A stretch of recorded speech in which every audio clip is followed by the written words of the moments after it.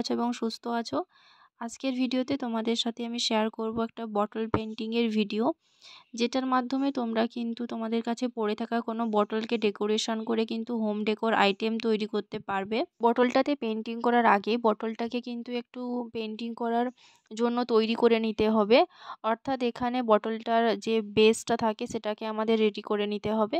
তার জন্য তোমরা সবার প্রথমে দেখলে আমি জেসোয়ের একটা কোট অ্যাপ্লাই করেছি। তারপর এটাকে পুরোপুরিভাবে ড্রাই হতে দিয়েছি। প্রায় 12 থেকে 15 ঘন্টা কিন্তু ড্রাই হতে দিতে হবে। যদি হাতে সময় থাকে তাহলে কিন্তু পুরো একদিনের জন্য ছেড়ে দেবে ড্রাই হতে। তারপরের দিন কিন্তু তোমরা এটাতে কালার অ্যাপ্লাই করবে। আমি এখানে যে টেরাকোটা কালারটা হয় সেটাই এখানে ইউজ করেছি, কারণ আমি থিমটা একটু ওইরকমই রেখেছি। কালারের জন্য আমি সবসময় ফেভিক্রিলের অ্যাক্রিলিক কালার ইউজ করি, যেখানে কিন্তু এই কালারটা থাকে না। তো কোন কোন কালার মিক্স করে আমি কালারটা তৈরি করলাম তোমাদেরকে দেখালাম। আর কালারটা করার আগে তোমাদেরকে এখানে বলি, তোমাদের কাছে যদি বেসটা রেডি করার জন্য জেসো না থাকে তাহলে তোমরা কিন্তু এখানে ফেভিকল, ট্যালকাম পাউডার এবং একটু হোয়াইট অ্যাক্রিলিক কালার সমান পরিমাণে নিয়ে কিন্তু মিক্স করে একটা বেস কোট তৈরি করতে পারো। তোমাদের যদি এই বিষয়ে আরও কোনো ডাউট থাকে, আমি কিন্তু এর আগে মোবাইল কভার পেন্টিংয়ের ভিডিও শেয়ার করেছি, সেখানে কিন্তু আমি এই প্রসেসটা দেখিয়েছি, তোমরা সেখান থেকে চেক করে নিতে পারো। এরপরে দেখো আমি যে থিমটা রেখেছি সেই অনুযায়ী কিন্তু আমি এখানে ড্রয়িংটা করে নিয়েছি ফার্স্টে পেন্সিল দিয়ে।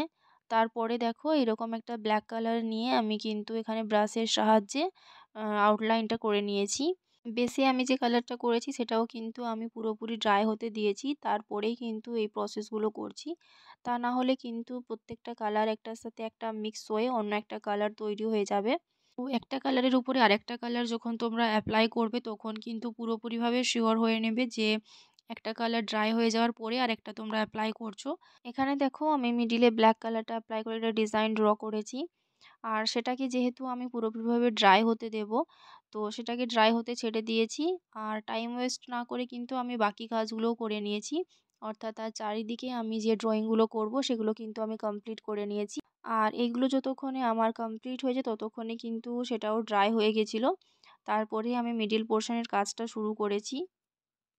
মিডিল পোর্শনে আমি যে প্যাটার্নটা ড্র করব সেটা কিন্তু ফার্স্টে একটু পেন্সিলের সাহায্যে আমি ড্রয়িং করে নিয়েছিলাম। যদিও খুব ভালো করে বোঝা যায়নি, তবে একটু হালকা বোঝা যাচ্ছিল, তো সেই মতন আমি ড্রয়িংটা করছি।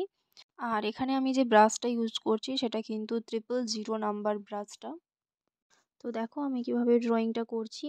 এর আগেও কিন্তু আমি একটা বটল পেন্টিংয়ের ভিডিও তোমাদের সাথে শেয়ার করেছিলাম, তোমরা যদি কেউ সেটা মিস করে গিয়ে থাকো আমার চ্যানেলে ভিজিট করে দেখে নিতে পারো। এখন কিন্তু বটল পেন্টিং খুবই ট্রেন্ডিং চলছে, তো তোমরা যারা বিগিনার রয়েছো প্রত্যেকটা স্টেপ কিন্তু ভালোভাবে লক্ষ্য করো। স্টেপ বাই স্টেপ সব কাজগুলো কিন্তু মেনে চলে করলে পেন্টিং কিন্তু অনেক দিন ধরে স্টে হবে এবং কালার বটল থেকে উঠে আসবে না। তোমরা তো দেখলে আমি এখানে গ্লাস বটল ইউজ করেছি। সেম প্রসেসেই কিন্তু তোমরা যে কোনো প্লাস্টিক বটলেও কিন্তু আর্ট করতে পারো।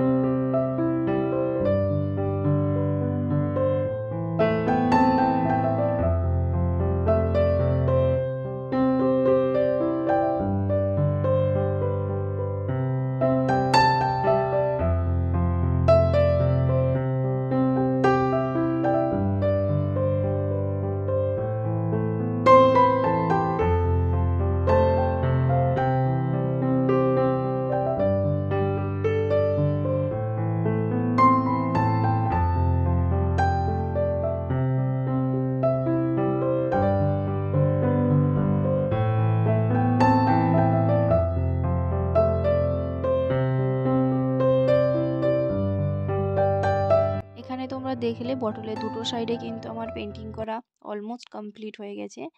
এখানে কিন্তু আমি যখন বটলটার একটা সাইডে পেন্টিংটা কমপ্লিট হয়ে গেছিলো সেটাকে কিন্তু শুকনো হতে দিয়েছিলাম, তারপরে কিন্তু আমি আরেকটা সাইডে পেন্টিংটা শুরু করেছি।